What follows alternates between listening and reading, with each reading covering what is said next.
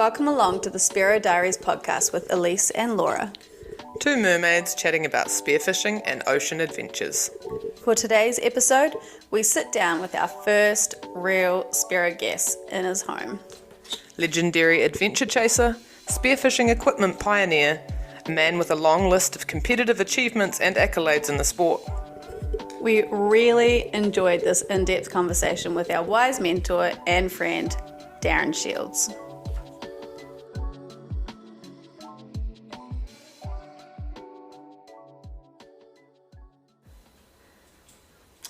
We are here with Darren at what we've just discovered is the original Weddy headquarters when it first started up. We've had a lovely dinner and a chat with Darren and his wife, and we're going to roll into some interesting questions. We've obviously, to give our listeners a bit of context, that we have spent a bit of time with Darren in a number of different ways. Elise, do you want to give us some? It's been a really cool little while. Darren's really taken us under his wing and gotten us our first kingies, which is probably one of the memorable best day spearfishing that I think I've ever had in my life. Probably one of the best days of my actual general life. Yeah. Well, they seem to always be best days. So you've always given us heaps of support and wisdom, and you've always been available to answer questions and always been there for us for all sorts, whether it's asking about gear or spearfishing or hunting tips. You were my sweever at the Women's in 2022. And that was amazing. I just learnt so much that day. Just being out in the water. I think we've both been lucky enough to interact with you in the shop. Was probably our first encounter with you, coming into Weddy individually and ending up just having some really good quality chats with you and different friendships that we've had with you there in kind of a mentory way have developed in the last sort of year or two, and we're just really he's blushing, but he knows he's our sensei, so I don't know about that. Value how much time and energy you've given us so far, and we've just really been looking forward to talking to you about a little bit more about things we maybe don't know about you, and getting time to maybe sit down and listen and have a chat with you about all things spearfishing. Welcome, Darren. Thank you. Thank you. Well, one of the things I enjoy most these days is helping other people see what I've seen and teach them as much as I can. And when I first met you two, there was a bit of a spark about you. So I'm more than happy to help people like you learn the art of spearfishing and pass on what I've been taught and what I've learnt through many years of doing it. 50. Oh, sorry, I was just working it out. 53, 54 years of doing it. Wow. That is so cool. From what we can figure out, 50-something years of just loving it as well. Like the whole I love time. It. Yeah, I love it. Yeah, it's been very good to me, but I've put a lot into it to get that way. And I think that's the difference between sometimes meeting people like you guys as opposed to sometimes you meet others that want to be the best overnight, but they don't want to do the hard yards to get there, so they never actually get there. Because learning how to hunt fish is not something you can read in a book or watch online. You have to get into the ocean and you have to feel the ocean. You have to see what fish are doing. You have to understand where fish are living. And to do that, you've actually got to swim a long way. Guys want to know where your best spot is and they want to anchor their boat on top of it, jump in, shoot a legendary fish, take lots of photos, get it on the internet and tell people how great they are. But you'll never get there because you haven't swum there to find it. And I've got guys who have been my heroes, and some of them I'm lucky enough to have competed alongside and paired up with. And they're guys that come to mind like Ian Warnock and Steve Crabtree. They were my legends. I now dive with them and against them. And they said a very important thing one day: do not anchor your boat on the spot you want to dive. Anchor it 1 kilometre, 2 kilometres away and swim to that spot. And you'll learn so much by doing that. Swimming to that spot, you'll recognise things. It's interesting you did that on the day that we got the kingies, now that I think about that, but I've not processed it till now. There's obviously a lot of pearls of wisdom that you've been able to acquire over the years and passed a few on to us. But I guess it can lead us into our first question actually is, can you recall a specific memory in the ocean that has impacted your life? Unfortunately, the one that comes to mind first is losing my best friend. And the ocean taught us a very hard lesson. Now, I've been involved in a few fatalities, unfortunately. But Paul Parkinson was my dive buddy. We won the Nationals together in 1999. And recovering his body is probably one of the worst things that's ever had to happen to me. So it's impacted my life in a big way. It has a big impact on you. And it teaches you a hell of a lot of respect of the ocean and how things can go wrong, because he was a very, very good spearfisherman. And he died in not very deep water, 17 metres deep, where he passed away, where he lost his life. And so that's impacted on me. I mean, there's many other things that have. I couldn't put my finger on one because there's so many things that have taught me a lot. But yeah, that would be the worst. So, you know, my little bit of something that I can give, if people can take something from this, is don't take the ocean lightly. Be very careful, because it can bite you back very quickly. Yeah, I do recall actually being with you on your boat a couple of months ago, and me and Lise were there together, and you actually pointed out pretty much the spot that happened at, and you told us about it. Yeah. And like literally since that moment, like I knew the message you were giving us then was like, look after each other. Like, your best mates in the water can be fun, but you know, I took that on quite heavily and quite seriously from that second, just being in that actually physical place that you'd experience that, and I couldn't imagine anything worse, honestly. But yeah, we're as close as what you two are. Yeah. You know, and we've known each other for a long time, so it's a pretty hard thing to deal with. And also, you deal with the damage it does. Yeah. I dealt with the damage it did to his children. I saw them when we brought him back, and they saw him. I saw the damage it did to his wife and brother when I brought him back to the boat. I saw what it did to his mother. You know, it's far-reaching. So when you're down there and that fish that you have dreamt of getting is swimming past, but it's not quite coming in, but you're out of breath, go back to the surface, have another crack later on. The next one that comes in might be bigger and better. Or in 20, 30, 40 years' time, you might get that dream fish, but you won't if you're dead. Yeah. Yeah, no fish is worth losing a mate over. So. Definitely not. And like, I just so appreciate how open you have been with us by talking to him, not just once or twice about him, not just once or twice, but like, you know, you really do feel like the loss, almost like the idea of the loss through you, and we know how much you love and cared for him. And I know you still are in contact with his family and still go diving with them, and that's a pretty special thing that you do once a year with them, is that right? Every year we do it on his anniversary. We go for a dive out around the area where I found him and things. But I've also just been to Fiordland with his wife and brother and all their friends. They asked me to come on a special trip, and that was a special thing. I took his brother to Fiordland 3 or 4 years ago, and that was pretty special, you know. And, you know, I still remember we flew in by helicopter, landed on the boat an hour or so later when the boat had gone, and I saw him looking down the fjord. He was standing on the back of the boat, and I went up and tapped him on the shoulder, and he turned around and he had tears rolling down his cheeks, and he said, "My brother should be here." Yeah. You know, so as I say, that's like 12 years later. It's now 16 years since he passed. It still hurts. So if you're pushing yourself when you're diving, just don't, because it goes forever for some people. Yeah. It's obviously been a major turning point for you, and you know, you didn't stop diving. Obviously, it just makes you see it differently and appreciate it differently. So yeah, like I've had other times where, you know, like in 4 days we lost 2 guys in competitions. 2 guys that I knew really well. One I looked for over an hour before we found him. Another guy, unfortunately, the boat chopped him up. And it's times like that too, it questions your involvement in the sport. You go, is there something else I should be doing? And you go, no, this is a great sport. You know, this is a fantastic sport. It's got so much to offer you. Number one, you don't know every day when you go out what you might see, what you might get, and you learn something new pretty much every day you go out and see something really cool.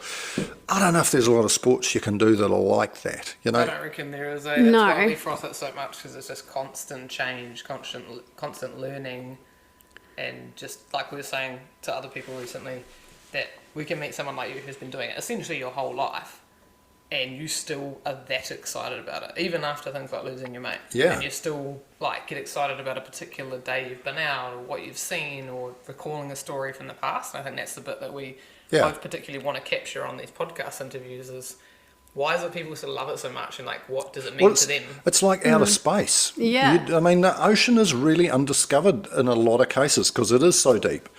And a lot of what we're still seeing is a little bit undiscovered, some of it. So, yeah, it's pretty cool. You never tire of it. And, of course, there's always something really good to put on the table. Yeah, it is when you get also home. quite delicious. So, through that, why are you so passionate about spearfishing still to this day? Like, Well, I guess for me it's in the family. Dad was a New Zealand spearfishing champion, so he got me into it. And I was lucky enough to have a few of his friends take me on board and help me when Dad was working and get me out.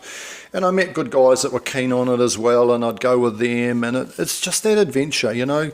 I love an adventure. I don't like being stuck in an office like in my business life. I like being out there seeing different things.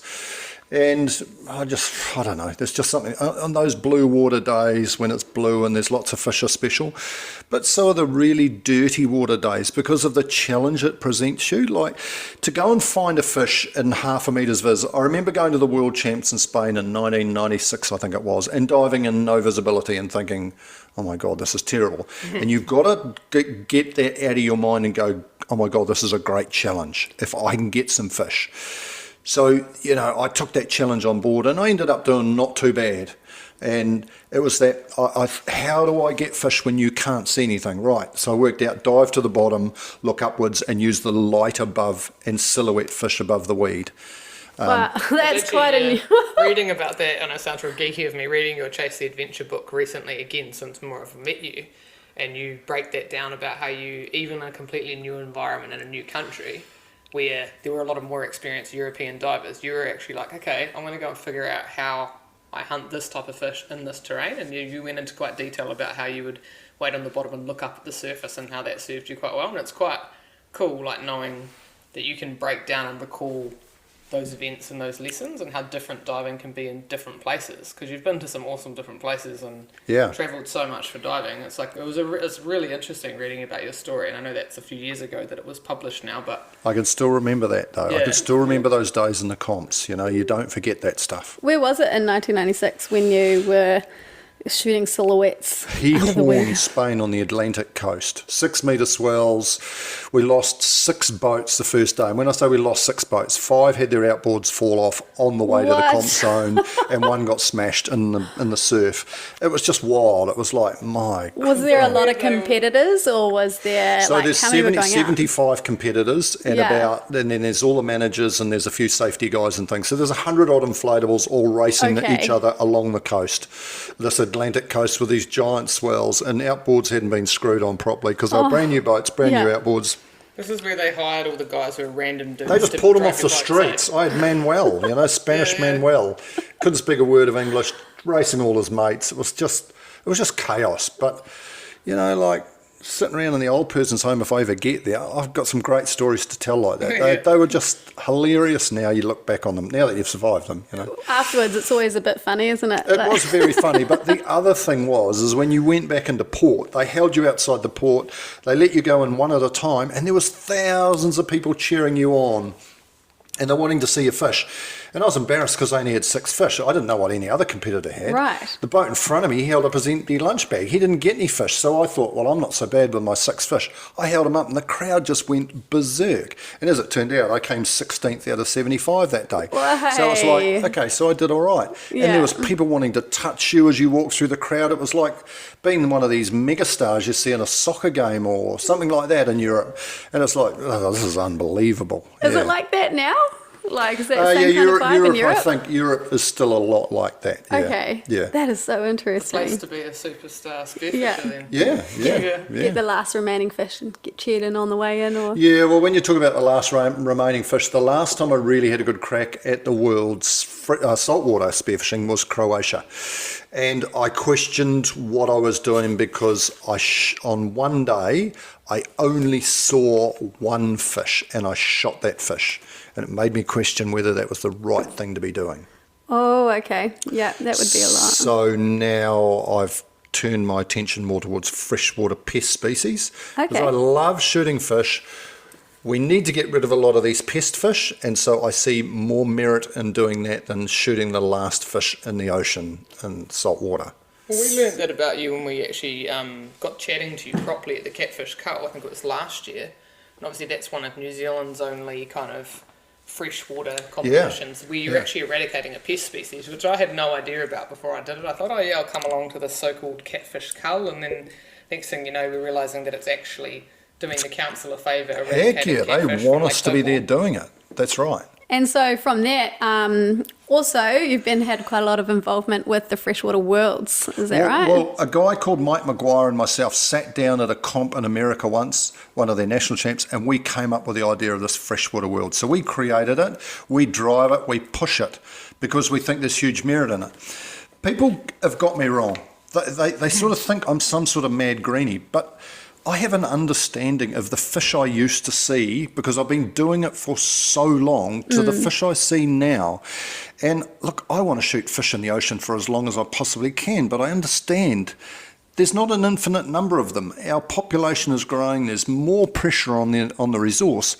We can't keep doing what we're doing. And you get guys who'll go, yeah, but we've cut back on the number of fish we've shot. No, we haven't. And I've got the proof of it because I've kept all my fish lists from my career. I can show you the fish I was shooting 30 years ago, 35 years ago in spearfishing comps, and I can show you what we're shooting now. We're still shooting the same amount of fish. Yeah, okay. We've just changed it around a bit. You know, we shoot 4 butterfish, whereas in the old days we only shot 1. We shoot 4 snapper. We only shot 1. You know, so we're still shooting lots of fish when we do those comps. I still love those comps. Yeah. But we can't keep taking fish from the ocean like we have been. So would you recommend that there would be smaller fish lists or more varied, or like how would you deal with that? Again, a controversial thing I came up with was a photography spearfishing comp. That's right, Yeah. And that had merit, but I think I was before my time. So we do have the photo comp in the nationals each year. Is that to do with that? That's a separate event. We still have the national spearfishing champs. I came up with it and said, why don't we do it as the event? And a lot of people didn't like it. There was quite a few that did. A few people had a go at it, but because I stopped driving it, it sort of died. But I think I was before my time. I think it'll come back. We'll have to do it in the future. Your opinion is valuable so much more so than, say, someone like us who are new to competing. We're coming into it. We didn't grow up doing it. We don't know how many fish there used to be. But I sure know, without knowing all of that I want there to be fish when I am your age, and I want, I have kids, I want my kids to be able to go spearfishing. So I love it and I want to compete, but I don't want it to be not a thing anymore. So I think your opinion on that should be it's sad people don't consider people's opinion like myself. There's lots like me, not only in spearfishing but in line fishing, recreational fishing. Yeah. I mean, as a kid going out with my dad, and you'd anchor on a spot like Richards Rock at the Great Merks, there was acres and acres and acres of kingfish on the surface the first time I ever went there with Dad. Acres and acres and acres of them. And until you've seen it, you won't believe it, but I've seen it. Yeah. And now you go there, I've been there recently, and we saw 10. Yeah, last time I got pretty excited to get onto 5, and I was like, yeah. Mind you, at that same spot, I think it was at Innerpax, and a school of yellowfin tuna swam past, and that was a little bit surprising. But yeah, I can't imagine, I don't think I've seen bigger than a school of 50 kingfish personally. Yeah, so I remember you saying it. Thousands and thousands Yeah. in different times during my career. I haven't seen that lately. Yeah. And when you say yellowfin swam past, years ago, 2 guys shot yellowfin out the back of Cuvier. There was big schools of them there, and they were there over a period of time on a certain brick, and you'd go there and there was big schools of yellowfin, and they got Far them. out. So Okay. that yellowfin thing's not a new thing. That's an old thing. Yeah, that's pretty amazing. I love that you've mentioned that even though you're competitive and you obviously have, your whole life is connected to the industry of spearfishing and spearfishing products, but you're still able to be honest about those impacts it has on the environment. I think that's really important for people You have to be. You have to be. Yeah. Would you say, like, even though you love that competing side, like, what is it about the competition side then that even though all of that's going on, like, what makes you still, you've been Elisa's sweever, you've encouraged me to compete, like you're now heavily involved in the freshwater spearfishing as well. What is it about all the competition side of it that kind of gets you excited then? I'm a competitive guy. I love competing. I love the thrill of the chase. I love hunting one species, and then you've got to change your method to hunt another species, and then change your method again to chase another species. It just constantly changes and gets better. And it should never be outlawed, but it certainly needs some changes. And to do that, if I can in some way impact a little bit of my experience and influence and things over new divers coming through, hopefully the new divers coming through will make that change. Because a lot of the old guys will never change. They're too long in the tooth. It's like the guy that never would wear a seatbelt. He just won't, you know, and it's a little bit the same. Nah, I've always done it, so I'll always do it. It's my right to do it. Well, no, it's not your right. It's a privilege we've got. We should look after that privilege. So you have been competing for a long time for me, anyway, in my lifespan, more than that.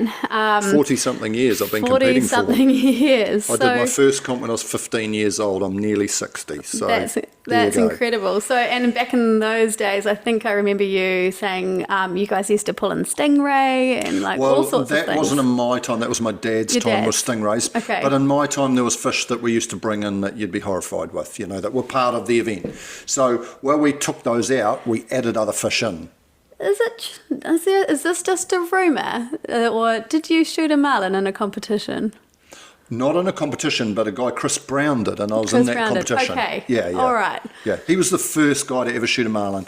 He's one of the legends of the sport. He was one of my heroes. Yeah. Okay. That would have been radical bringing that back to the well, we lost weigh-in. him. He disappeared. I was in the water. I won the comp, but nobody ever remembers anything about that day other than Chris's marlin. And I had a huge day that day. We shot some amazing fish, but Chris's marlin was spectacular. Yeah, that's pretty special. One of probably the windiest day I've ever done a spearfishing comp too. We probably shouldn't have been out on the ocean, and we were. Chris shot the marlin. The last thing his son remembers, because his son was his partner, was just the short line got ripped out of his hand and his dad disappeared. He had no idea what had happened. Oh my goodness. And we found him the safety boat found him an hour later. And he had the marlin. He landed it? He got it, yeah. Far out. Yeah. So, I mean, there's been so many stories, but what would be your most memorable competition that you've been in? Yeah, interesting, because there's been lots of them, but probably I've got two most memorable, and one would be the first day I competed. I had a shocking day. It was to get in the New Zealand team, and I didn't do very well. The second day I did so good. I got into the New Zealand team. I came so far up. It was in the Bay of Islands, and I shot nearly every species there was to shoot on the list, and I won by so much. It got me into the team. My other most memorable comp would have to be the World Freshwater Champs in Utah last year, where I blitzed the field, not only the Masters division, which I was in, but the Open division as well. I just had one of those days where it all came into line. Everything I did was good. And I just loved it. It was just so good. And there was such good fish. It was just, everything about it was brilliant.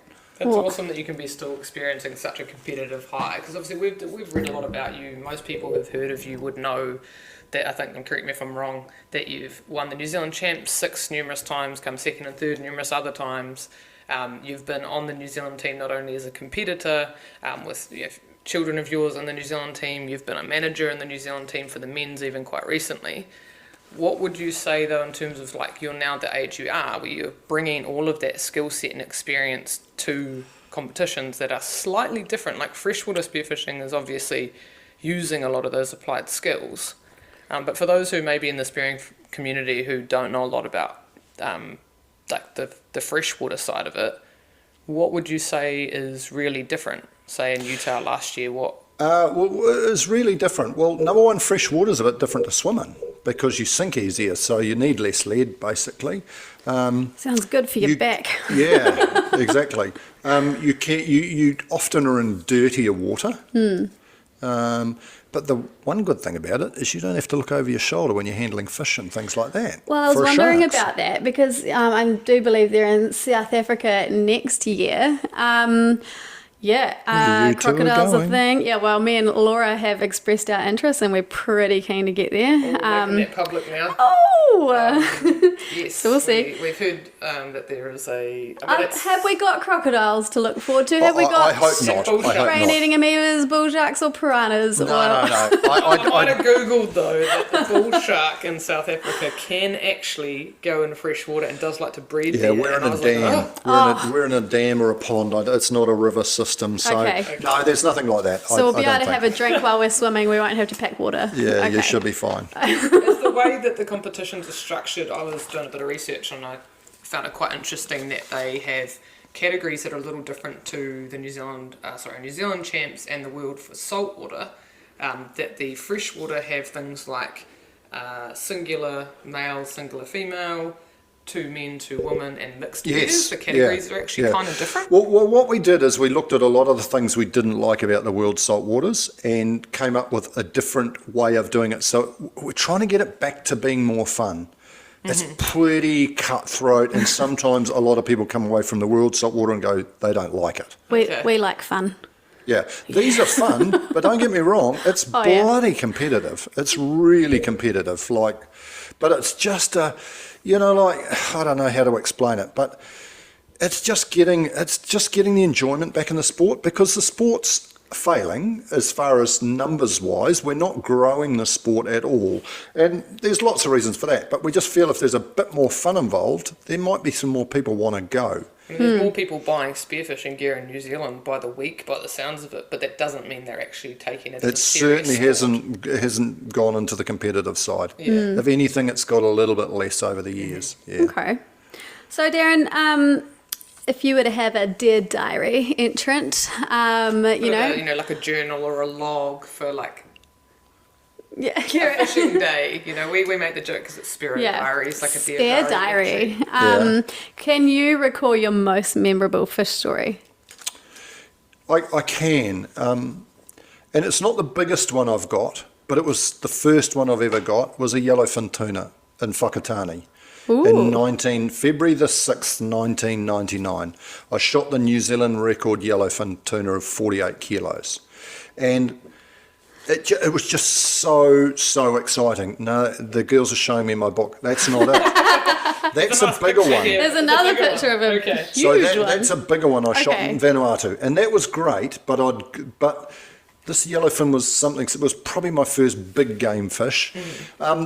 And before I go on about my fish, I've got to mention Steve Crabtree and Ian Warnock again, because they were the first guys that I know of to go and actively chase yellowfin in those bait balls off Whakatane. So they got them well before me, but I landed a bigger one than they did. They got some big ones, but they went with our old basic gear that we were using back in those days and landed quality fish. So in my eyes, they were my heroes. But I was lucky enough to get the New Zealand record one with fancier gear, a bit more modern gear. So, but it was such a buzz. How did you get it? Like, what gear were you using? Well, I was using a bungee. So using a bungee on big fish in blue water is the way to go, because it takes a little bit of the stress off pulling the spear out of the fish, and it makes the fish work really hard. So you can work it up with that. But yeah, it was just such a buzz. I just couldn't believe that I got it in my arms when I finally grabbed it and got it. I was over the moon. As I say, I've shot bigger yellowfin. Yeah. I've shot other yellowfin in New Zealand. I've shot 3 in New Zealand now. But that's, to me... What were the conditions like that day? Oh, they were reasonably choppy. They weren't bad, but it was blue water and there was just so much action. It was just incredible. And probably that and my first kingfish, I still remember that. I shot that on a school elective, as a young guy, and I still can see it coming up and going for a bait on one of the parents' fishing rod, and I swam over and shot it. And it was so cool. It probably wasn't legal in today's terms. I can't remember if there was even a size back then, but that was pretty cool to get that. Sounds like a school trip I need to start running at my school. Yeah. School electives, How old were you when you did that, and why were you allowed to bring a gun? Well, back in those days, things were real, not like these days where we're all wrapped in cotton wool. We went diving every Thursday for electives, and cool things happened, like the boat broke down on regular cases, so we never got back to school for the rest of the day. And we had a really good teacher, John Neighbours, who was a Spearo, and he drove those dive trips, and we even had a spearfishing comp once, and it was just like So cool. I need to talk to that guy about how to bring that into New Zealand schools. And Oh, God, you can I imagine bet when it. he saw Yeah. you pull in a kingfish, he was just like, yes. Like, Yeah, but he was shooting kingfish himself. oh, was he? He shot if I remember right, I think he shot a 30-kilo kingy one day on our school electives at Opedo Bay. I helped pull it in over the side of the boat. So that's at was at Mercury Bay School? Yeah, Mercury Bay Area School. Wow. Who at Innipax did a haka for you? Is that right? Or was that a different school? Oh, yeah. Yeah. You're they talking did the about... haka for the Innipax this Oh, year. And this you were year, like, yeah. you guys, I used to go to your school. Yeah, And they that- were like, what? It was Yeah. like quite cool seeing their faces light up when you said that. Yeah, well, that was really good. Yeah, I really enjoyed that. It was great to see. this is something that we haven't really asked anybody yet, but I feel like you can answer probably pretty well. The whole being a sparrow thing, what does it actually mean to you? Like, you've talked about spearfishing and these memories, but like being a sparrow, how would you describe that to someone? I describe it as being very fortunate that it's a sport I'm involved in. How would you describe it? I mean, every morning you get up, you never really know what's going to happen on the dive day. You're quite excited about getting a fish to bring home, to feed people. I mean, it gives you a lot of mana. When you bring a fish home and you give somebody something to feed their families, you feed your own family. I mean, really where we came from caveman days, that was what it was all about. That's how you survived. If you couldn't go out and provide food for your families, you didn't survive. But I don't know, it's adventurous, it tests you physically, it tests you mentally, it tests so much about you. But I think the other thing about it, it gives you some incredible life skills to deal with stuff that's thrown your way. Yeah, God, there's a pill for just about everything now, but one of the best pills you can take is to go spearfishing. Yeah. Get in the blue water, your agree. phone doesn't work, nobody can give you any grief because you're underwater. Dolphin swims up to you and it lights up your day. Yeah. There's just stuff you see that makes you feel good. Bit of Yeah. exercise makes you feel good. The people you meet, like I've just guided a trip into Fiordland and like there was 12 of us and it was just such a good trip. All good people, all different people. There was families, there was old guys, new girls. I mean, it was just everything.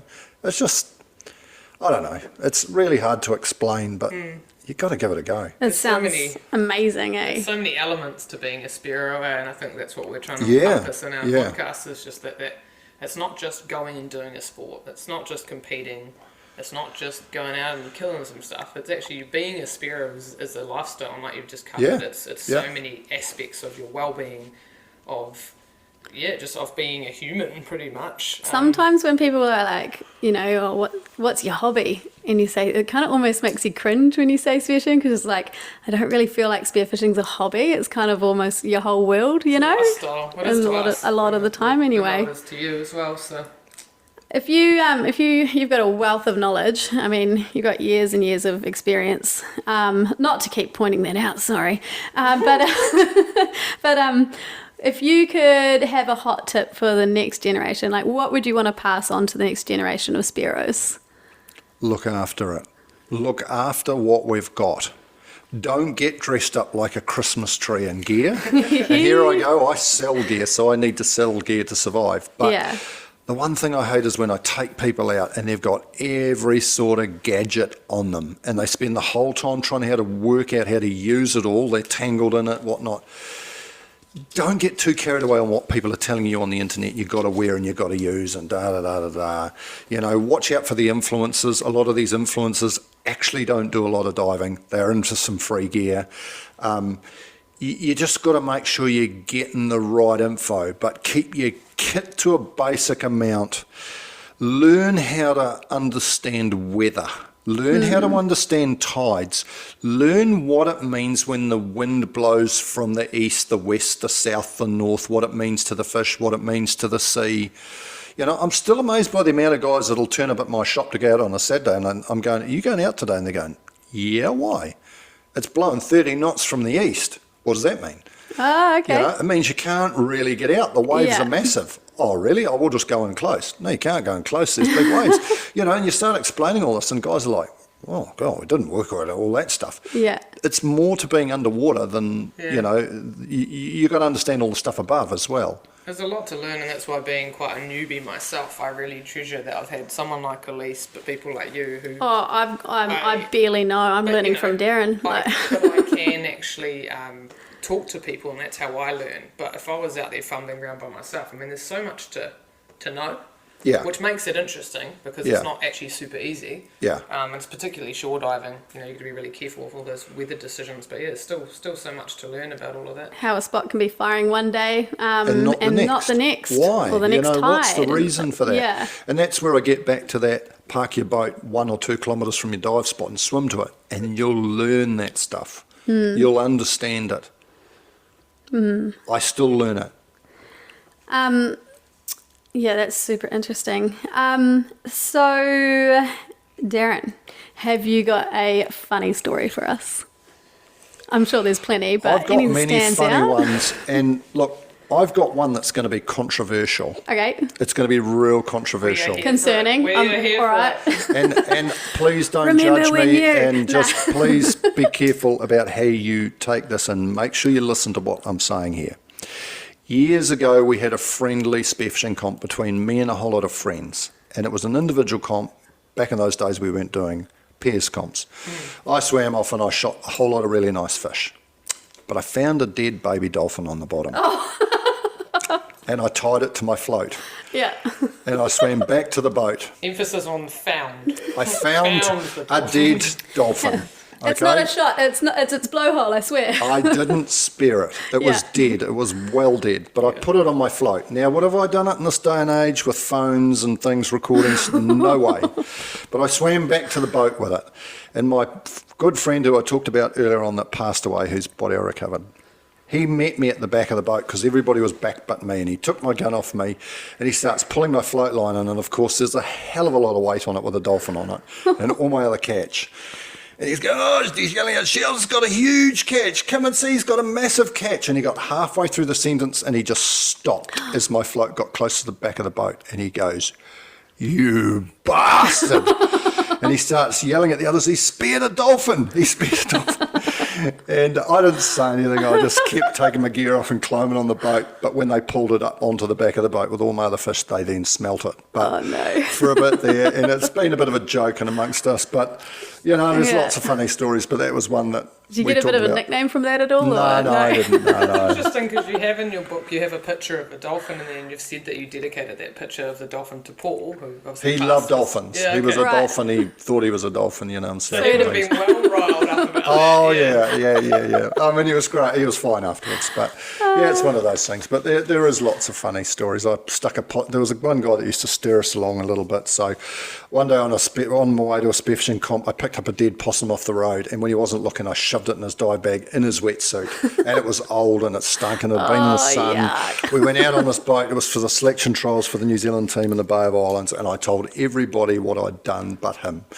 So everybody's waiting for him to open his dive bag. And of course, when he opened it, his reaction was just hilarious. But he got me back.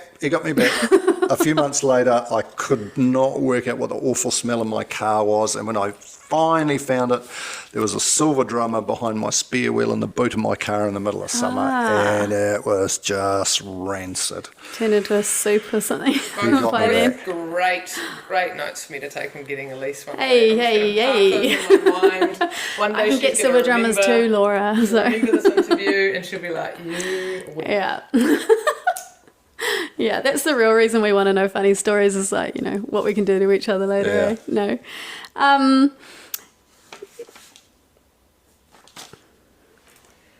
Yeah, I guess we there's a lot of different things that the public would know about you, and that, like I said, are in the book and they're online and things, but a lot of what we have noticed about you is that you're also super connected to your family, and your business is, you know, run by your family. Like, if they haven't at some point worked for Wedi, they still do. Yeah. And I guess we find that quite an interesting aspect of the fact that, you know, you've talked about competition and all these adventures and your love for the ocean, but you've made it your livelihood. I guess you've made it your business, and by supplying something that people needed at the time. I mean, there's a lot of information about how you started out, and is it Smith's Mitchell's Sports, and that Yeah. kind of led you eventually through a little holiday in selling furniture. But you've ended up back at making the creation of good and really efficient equipment for spearfishing, like your livelihood. Yeah, well, it's interesting. Like, every time I went away with a New Zealand team in the early days, guys would always say, bring us back a pair of those big, long fins. Whenever we went to New Caledonia, that's what we did. We'd buy them because New Caledonia had spearfishing shops. We had none in New Zealand. So I decided to create a spearfishing business in New Zealand. And I still remember going to the biggest dive store in New Zealand with the first lot of samples I had, and they said, Darren, you're wasting your time. Spearfishing gear doesn't sell in New Zealand. Now we are the biggest in New Zealand. Yeah. I mean, you filled a need, right? You saw that people wanted your guns that time you invested in them, and they wanted to buy them. Yeah. You have people telling you that you want fins. I mean, that sounds like a pretty smart move to me, and that was what you were doing for your... Yeah, I mean, it doesn't happen easily. I've travelled the length of New Zealand so many times driving. I've just come back from 2 weeks on the road. Part of it was in Fiordland, but I drove and delivered to Invercargill. I still do that stuff. I'm nearly 60 and I'm still doing that stuff. That's how you create a business, how you create a brand. It hasn't just happened. When you do stuff like this, you get a big target on your back. But, I'd love to sit down and talk with those people that target you and think you're some sort of evil person, and just show them the hours of lying awake, how you borrow money, how you take risks, how you create a business like I have. And it's not easy. I mean, my biggest asset is my wife. Yeah, Ellie. Yeah, she's amazing. She has been beside me the whole way through. I'm a bit of an ideas guy, and I come up with ideas all the time. And if she doesn't take any notice of me, I've learned it's actually not a good idea. Right. But if she goes, oh, yeah, and shows a bit of interest, maybe there's something in it. So, and then along came my kids, and none of them wanted to work for me, but they all did. They all decided they would. So, having family and business is an interesting dynamic, and you have to work at it. And, there's tough days, but generally they're really good. And the door is always open for my kids to go off and do something else if they want to. I would never make them stay. Well, I can't make them stay.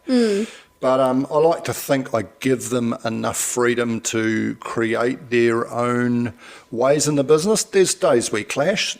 Today was one. I just had to say to Jackson, no, I'm running with that idea, because I do sort of know what I'm talking about. And there's other days where I let him go with what he wants to do. And Gemma has ideas, and Griffith's got ideas, and Ali's got ideas. And, the other thing is I've got some really good staff. And, I have to mention guys like Jeremy. Jeremy Vile works for me. I took Jeremy out of school. I can't remember how many years it would be, but it must be nearly 30 years ago. And he came and ran Wild Blue for me. Now, Jerry still is with me today. Even though we both went off different ways in the middle there, he's come back and he's been with me for more than 10 years. Yeah. I mean, Jeremy is family to me. He's family. I got Andrew. Andrew, he's part of our design team and helps us with he designs guns and bits and pieces with Jackson and helps us with the development of those. Andrew's gold. Andrew's been with me for a long time. I've got young Jake, who's just brilliant. Nice young guy, up-and-coming guy. His dad, Shane's one of my best mates, and I dive with Shane. So, I'm a big, firm believer of surrounding yourself with people that are better than you, because I don't know everything. I can't do everything. I'm a simple guy, but I have a good eye, I think, for finding good people. And when I get those good people, man, I try and look after them the very best I can. You can't get very far in life without good people around you. That's the vibe that we've had, though, like with our interactions with you and with all of those people you've mentioned, is that, as lame as it is to try and say, you come in to purchase something in the store, we have been made to feel like family. It is like, experiencing people who are happy to share their knowledge. Like you're saying how busy you are, and how, I can only imagine how much all of that takes up your time, yet you still have time to take people like us out for our first kingfish. Yeah. And I just think that's just a... And then when we get them, or when we do well at a competition, or when we get a fish, I'll get a text from Jeremy, I'll get a text from the other boys at you know, at the shop being like, hey, great job, Elise, like, that's awesome. Like, you know, that stuff, you know, you don't have to do, but it's just so nice to. But it's not forced. No. It's not forced. And even after our first kingy, you know, we've still got them. We've had a few people go, oh, nice one, girls. Did you get pictures printed of yourself? And we're actually, no, Darren got us those pictures made of us of our first kingies on canvas. And we proudly put it in our house. And I am really proud of it. And Yeah. I mean, you know, we're got a lot of our footage captured for that. And I mean, my dad, I owe you so many points for the fact that my dad will probably forever be proud of me now. I don't know how many people he's shown from the hunting community in Dannyburg the video of me shooting my kingy on repeat. As you know, he's offered to take you hunting down there and that kind of stuff. And it's just cool. It's those kind of connections and that kind of, just human connection that people don't always bother to make. But what people don't sort of work out is that sort of thing is more rewarding than getting something yourself. You know, they always say you should always give people and do stuff for people. And when you do it, it's extremely rewarding. So to take you two girls out and get you to get your first 2 kingies, if I'd just gone out on that day and shot myself 2 kingies, it's just another dive day, which would have been great. I would have got some kingies. But we're talking about it now. Yeah, a year on. Probably a year today, almost, actually. Yeah. Actually, I think it is. But the fact your dad is proud of you and things like that, and, you know, you say that, that's a massive reward for me. That makes me feel really good. Whereas if I'd shot that kingy that you shot, I wouldn't remember it now. I'd remember maybe I got some kingies on that day because I might have a photo for it. But and me doing those photos for you, it's sort of not the done thing to do your own photo. That's why I did it.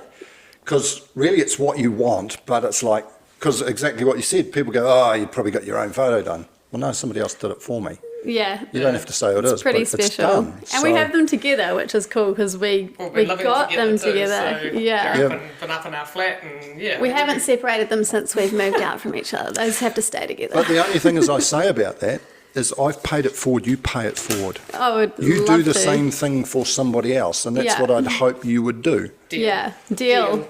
And like the whole Weddy crew, I believe, in August, are all going to Great Barrier Reef, and I get to jump in on there as well, which I'm pretty excited about. Yep, yeah, and I'm taking a few of my boys. I always try and take my staff and involve them in cool things, because I want them, when you walk in and say, hey, I'm going for a holiday to Fiji to shoot a tropical fish, I want them to be able to go, well, when I was on the Great Barrier Reef, which is similar, or I'm going to the, you know, if they're going to the Barrier Reef, this is what I used, and this is what I got, and this is how I got it. You've got to be able to walk the talk. Plenty of people haven't talked the talk. Plenty of people go into business just to go into business. We do it because we love it. And we've got to experience it. We've got to know all the ins and outs. We've got to know these fish. We've got to know what gear you need in those places. And plus, my staff, since I talked to them about we're going, they, you know, we all keep talking about it. It's something to be, you know, like everybody's looking forward to it, me included. I want to see those guys get some good fish. Especially in winter, when you're looking forward to, I mean, not that winter diving in New Zealand isn't awesome, but I'm so jealous, and I did get the invite, but I'm not quite on this trip, but just, you'll be on one. I look forward to doing them in the future, but hearing you guys' stories when you come back, and it's not just about the photos. It's there's going to be a lot of bonding and learning done, but I really look forward to. And if we can encourage somebody to go on a tropical dive trip because they've seen what we've done, so be it. Whether it's with us or with somebody else or their own trip or whatever. Again, we're paying it forward. You know, it's a good thing. That's what it's all about, right? Like it's about seizing life and having adventures and seeing the ocean. I mean. You've got to have... look, years ago, Jackson and I were diving down Rosedale Road, and the motorway runs over the top of Rosedale Road. And for those people listening to this that don't know what that means, there's a motorway running over the road we were running down. There was a bus sitting there stuck in traffic. Everybody had headphones on and was looking down at their lap, at their phones. And I said to Jackson, don't ever do that in life. That's their life, 5 days a week, 6 days a week. That's their life. For most of their life, they're going to sit on that bus every morning and every night with their headphones on, stuck in traffic. Yeah. You've got to have adventures. This is not a practice run. Life is about adventures. I go on adventures all the time. Yeah. All the time. I can completely agree with that. That's the whole reason I do outdoors as my career path, because it was just like I could not follow what I loved, and the idea of just being trapped in a room and not loving my life just sounded horrible to me. So I was just like, had to go that route, you know, and spent 15 years canyon guiding and I loved every moment of it. And now being a ranger, I mean, it's good. So I totally understand that. I guess we have so many questions. We could honestly probably interview you for hours. Yeah, we might do it again sometime, Darren. Hopefully we get you back another day. Yeah, so. hopefully you'll Sure listen thing. to us and deal with us another day. Yeah. So, I mean, you were an underwater cameraman for a while where you're obviously hunting that amazing picture and all that footage. But for now, I guess we'd like to know, if you had to pick one in terms of hunting, what fish would be your favourite fish to hunt? If it's New Zealand, it's snapper. They test you the most. So when you've got a snapper, you know you've done well, generally as a rule, because if they see or hear you, they take off. So, it brings out the real hunter in you. What fish do I like to eat the most? Kingfish would have to be my favourite. Kingfish and trevally. How would you prepare your kingfish and trevally if you're going to have it? Pretty quickly is to fillet it and eat it raw. I love the back steak of a kingy done in batter.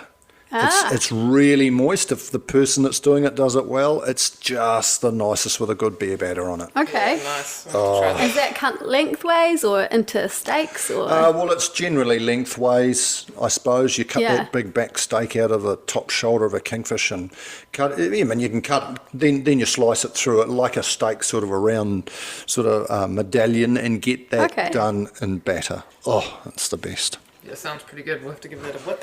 Yeah. So in your book, I mean, you have said this earlier, but you say it is a privilege, not a right, to be in and on the ocean. Have you got any further parting advice for our listeners? Yeah, and remember, it is a privilege because it's not a right. A lot of people don't live near the ocean. Some countries, you're thousands of kilometres from it. In New Zealand, we're very fortunate. We're never far from it. But look after the ocean, you know, grab rubbish. If you're tearing along your boat and there's plastic bags, stop and grab them. Pick up rubbish off the beach. I walk my dog on the beach most days. I always pick up a bag of rubbish. I take plastic out of the ocean. I hate seeing things thrown in the ocean. Agreed. Respect it. Respect it, look after it.